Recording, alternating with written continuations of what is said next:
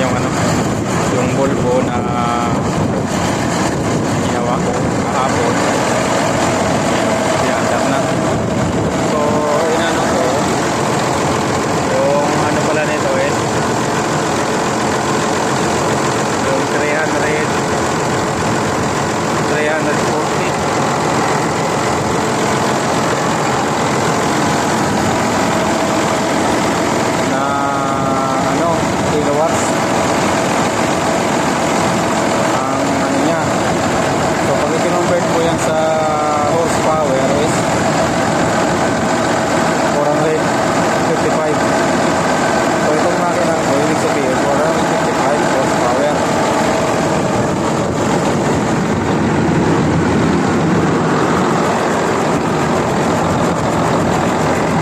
Ayun lang, andar na. Okay naman ang pagkakasyon map, okay naman, matinig siya. So ang ginamit ko nito yung natin sa ano ba, valve clearance is 4060.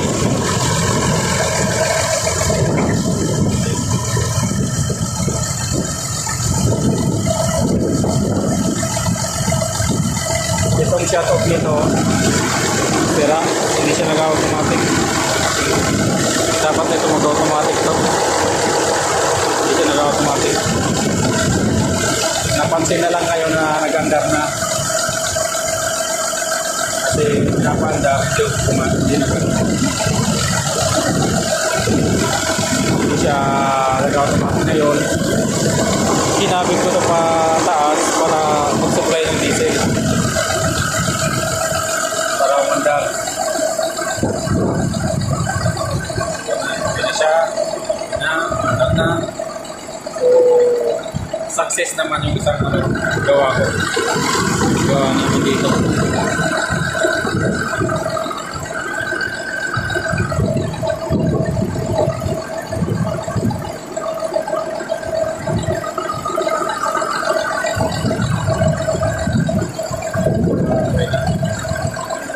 Tsaga-tsagaan lang pag naggagawa ng ganito.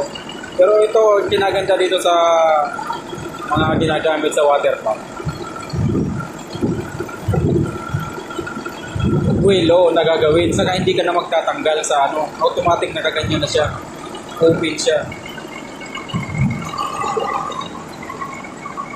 Yan.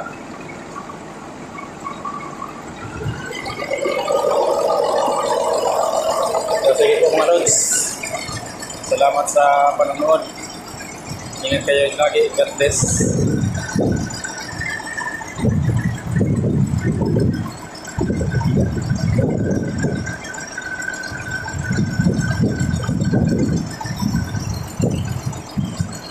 Ayan o, may gwapo. May gwapo.